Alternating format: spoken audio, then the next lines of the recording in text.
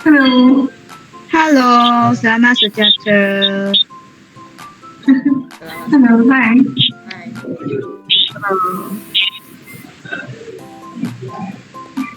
Can you hear me? Yeah, Yes.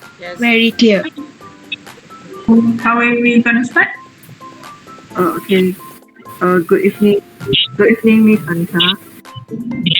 So first of all, we would like to express our sincere appreciation for taking time to meet with us today. So let you know, we will record our interview session for our assignment purpose. So let us start with the first question. First question, could you tell us about the flower crown business and what product or service you offer? Okay. So Flower Crown is a patisserie and a cafe. So we make pastries, dessert, cakes, hot meals, and also drinks. So we are based in Jitra, and we've been operating for 6 years. We first offer service in terms of like food and drinks. So we have a cafe for that. We also provide catering as well as custom orders. So custom orders can be in desserts, cakes, or hot meals. Sometimes we cater to events. Sometimes we just make desserts for events, or sometimes our customers just order cakes to us. So that are some of services that we have. And we also do have some classes. However, these classes are not the professional kind of classes. It's just more to like very basic introduction. But we do plan on having more extensive pastry classes in the future. Can we know what is your brand vision or long-term goal? So Flowercom's goal in terms of brand is we want to make a brand that is everyone's familiar with. We wanted to make more of family-centered kind of brand. So there's a lot of cafes that focus more on aesthetics, on Gen Z kind of vibes. But for us, we're focusing more on millennials. We're creating a brand that is calm and it's more family-centered. So that's why our cafe is pink, because we want to give kind of like a mother kind of vibes, or like a comfortable kind of vibe, a comfy kind of vibes. So I think that is our goal. So I think long term, we're trying to be like the number one halal patisserie, because there's a lot of patisserie in Malaysia. However, there are not a lot of patisserie that are using high quality and also halal ingredients. So we aim to be that one in Malaysia. So what inspired you to start this brand? Okay, so because I'm just in charge of marketing. So the owner, Miss Aifa, she got interested in baking. So she started Flower Crown just as a small baking business. But then a lot of people like her baking. So she started to do business, and she eventually wanted to make something new. She wanted to differentiate herself from others. So she went to Paris for a month to learn about pastries, and then got back what she learned there to here, and she started the first ever patisserie in Jita. So for her, I think what motivates her, or what is her goal, is basically she just wants to introduce pastries to people in Jitra, because I think it was like 8 years ago there was no pastries in Kedah. No one was selling pastries. So she wanted to introduce it. And now that people already know our brand, we're trying to expand more. So that is one of the reasons for starting, and also the goal for the future. So actually the flower crowns, I think it's quite famous in Kedah. So that's why we select this brand as our assignment purpose. So can I know what branding elements are you currently using, like your logo, slogan, brand color, or packaging?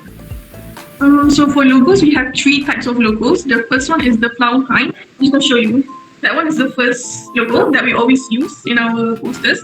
The second one is we have a flower crown. It's just a simple one-line flower crown, and under that is from our oven to your table. So that will be our brand and also our slogan.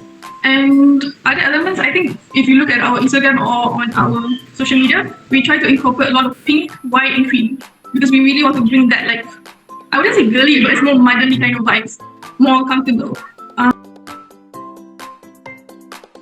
How you usually apply these branding elements in the marketing or advertising? Mostly any of our posters, we include pink and the logo. In our videos, we don't really include logos, but what we do is we try to create a familiar background, or like when we start the video, people know that it's a flower crown. So to create this familiarity, so that every time they see it, they know, okay, this is flower crown. So when they see pink, they associate it with flower crown. So I think that's what we do for our branding. Do you feel that your current logo or design reflect your brand well? I do think it represents Flower Crown, kind of. I think it does represent Flower Crown in our concept. Especially the pink color, right? Okay, next, we want to know about your target market. So, what would you say are your main customers or the people you are targeting? Okay, so for our target customers, we actually look back on our social media. So most of our customers are actually 25 to 30 year olds. We have a demographic actually. So 25 to 30 year old will be like 70% of our target market, and then anyone below 25 is the second demographic, and then anyone above 30 is our next demographic. So our main target is working adults and family. Those are our main targets. Second would be Gen Z, but Gen Z is like each of these targets have different purposes. So for like the millennials, we target them mainly because is it millennials or Gen Y? Can't remember. But the 25 to 30, we target them because they are working, they have their own money, and they're probably married and have their own family, right? So Gen Z, the second target. Gen Z mostly come to cafe. They don't order a lot, but they take pictures. So that one is more to awareness. And then the third one is anyone above 30. That one also they bring families, and they usually come to Flower Crown because of events or they want to celebrate stuff like that. So those are our target markets, and each of them have different marketing strategies and also different purpose of coming. How do customers now currently perceive your brand when they think of your brand? I think like the demographic is now each of them perceive it differently. So maybe for like you guys, I'm assuming you guys are Gen Z. So Gen Z, they see Flower Crown as mungkin tempat lepak. They see it just like a nice place to go hang out with friends. For older people, I think it's a nice place for them to come and enjoy dinner, enjoy lunch. I think they would perceive Flower Crown as, well, what we're trying to do is we want people to see Flower Crown as a brand that is professional, and that we are like the number one like leading in terms of like using high quality ingredients, halal ingredients. We want to create that. So I feel like with our social media posts, I think that people associate our brand like we are obviously using halal products. We also know what we are using. We know how to use it well. What else? Basically, we want to say that we are like the professionals or like the good ones in this industry, in the F&B industry, especially in the patisserie. So I think like what customers would think is that they are like professionals in the pastry. Well, if that makes sense. Okay, nice. The question is, who are the main competitors for your brand in the market? Main competitors. We have two types. We have in Kedah and we have outside of Kedah. In Kedah, we have our closest one, which is Classic Cake. We have Oven in Alostar, and then we have Simple also in Alostar. So these three are our competitors in Kedah because they're close to us. And if you come to Kedah, these three are like the top three options of people that they're looking for. And also because our products are very similar to them. Outside of Kedah, there's a lot of patisserie shops, but like I said, we focus more on like the halal concept. So in terms of halal, we have Chef Ichi in KL, Gula Keki also in KL. We have Mani by Momo, Halwa. What else? Loaf Adam. So most of these competitors I mentioned are mostly Malay owned or people who talk about halal in their patisseries. So those are our main competitors lah. What are the similarities and also differences between your brand with them? Similarities and differences. Like I said just now, with most of the brands I mentioned, all of us sell pastries. All of us have like a cafe that people can come. We provide the same service in terms of making cakes, making custom orders. In terms of difference, one thing that I would say about Flower Crown that is different is that a lot of the things we make by ourselves. For example, like our chocolate sauce, our white chocolate sauce, our pistachio sauce, even our caramel sauce for our baristas, our strawberry sauce, a lot of those things from drinks, pastries, cakes, we make by ourselves. So some cafes, they opt to have other people to make it for them. But for Flower Crown, we make everything by ourselves. If possible, we want to make our own butter, we want to make our own flour, we want to have our own coffee beans, but we can't do that yet. But yeah, Flower Crown, we focus on making everything by ourselves, which is truly unique because you can't find that flavor elsewhere. So we don't use Nutella. We have Nutella. It's not Nutella. It's our own chocolate sauce. So I think that number one is what makes us different because of the ingredients. Number two, I think that a lot of brands, they don't share their recipes because it doesn't make sense for you to share recipes, right? But with our brand Flower Crown, we share our recipes for free. So our owner, she makes free tutorials on how to make specific products for free on social media. So that kind of helps us increase our brand awareness, and also it makes people trust Flower, and also it creates this brand where people think that okay, Flower, they're professionals, they use this. So I think that's the second differences. The third difference I think is that, but I think in terms of our membership, we offer like a lot of perks to our customers who have been shopping with us lah. So we offer free cakes, free desserts, free birthday cakes, and a lot of things. I think some cafes, they don't really focus much on membership or loyalty, but for us, we do. So I think that's the similarity and differences. So what are the main challenges or the issues your brand is currently facing?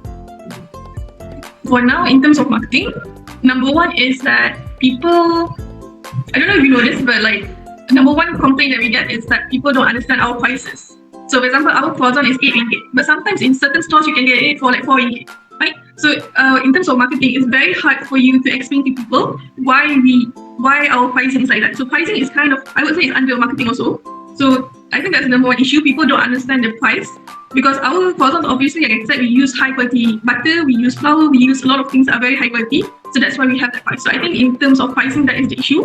But for me, instead of focusing or like I try to educate them, try to make content. But if they don't listen, then that's up to them. So I try to focus more on the people that appreciate the pricing. Number two is that marketing is always changing. Like I feel like it's not just about trends, but it's also the way you talk to your customer or how you make sure that they're loyal. So obviously we have social media, right? But then every day there's going to be a new social media. So you have to kind of keep up because back then you just need to post photos. Now you need to post videos. But now people don't watch long videos. Now people watch short videos. So how do you get their attention in that one video?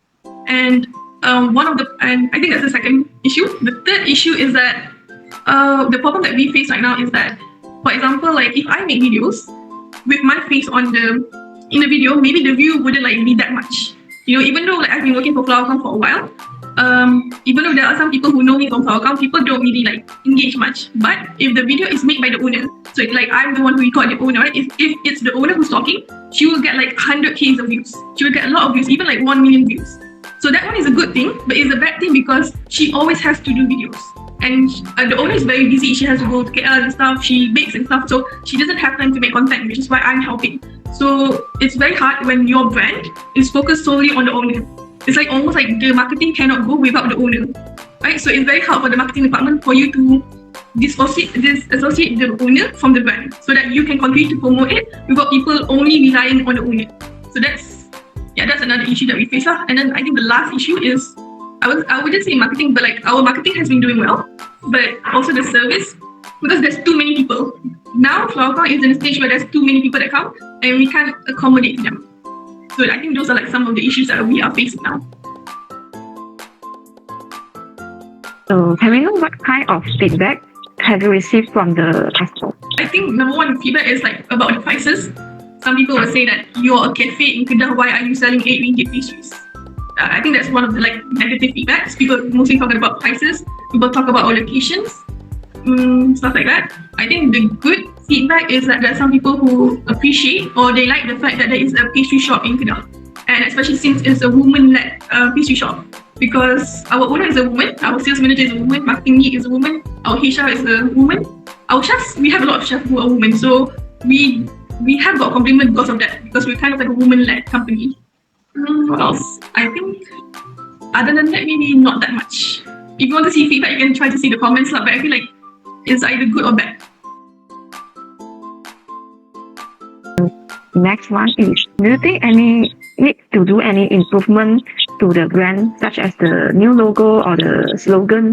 For logo, I think it's okay because we had a designer do the logo. For the tagline, maybe we can create another tagline, because now we have from our oven to your table, which I think is kind of cliche. Like a lot of brands uses that. So it will be great to have another tagline. For me, I don't know what to create because there's so many pastry shops. So we don't really have like a specific tagline that only we use. And the second is in terms of our packaging. So our packaging is for me, very bosan. It's just whenever people take away, it's just like a white box with a sticker on it. We did try to make like nice looking boxes, but people kind of throw it away. I'm not sure if it's not pretty enough or like they don't care about the packaging, but I would say like our packaging is not nice. And if I want to take, I don't take pictures of our packaging because it's so bosan. Question: what are your future goals to grow or strengthen your brand? So like we said just now about membership, right? So we want to improve more on that. For now, customers only get that when they come to the cafe, but we want to kind of like make a systematic way. For example, like we want to make a systematic way where they automatically get messages, because now we have to do everything manually. So imagine if we have like 1,000 members we have to check, or 1,000 members we have to like manually put in their number or email. So try to automate that. Also in terms of branding, we also go to a lot of events. Like recently we were in UM, and I noticed that there were a lot of students who were interested in Qualcomm. So we want to make more discounts or promotions specifically for students. So I don't know what they call it, so I'm just gonna say like student discount, I guess. So we want to try to do that. What else?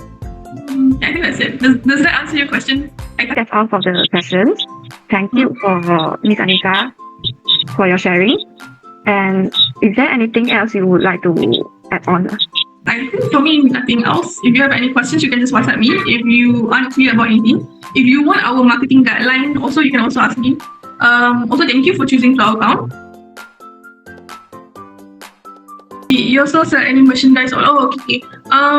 We did have merchandise, but we only sold it last year during our 5th year anniversary. For this year, we only gave it away. If you spend like 200 ringgit and above and you play some games, you get free caps, free t-shirt and free mug. We tried to sell merchandise, but I think maybe because we're not that famous, people don't buy it. If you're like Zeus, it's okay to sell merchandise. But for us, we are not at that level yet. So people won't buy merchandise from us, but they will buy, for example, like sourdough or something like we make. Or like if like we sell recipes, people will buy that. So I think we don't focus more on merchandise because people don't care about our logo. They care more about like our recipes. There are people willing to pay a lot of money for our recipes. I'm just gonna say that. Okay. Thank you. Bye. Thanks, Miss Anita. Thank you very much. Thank you.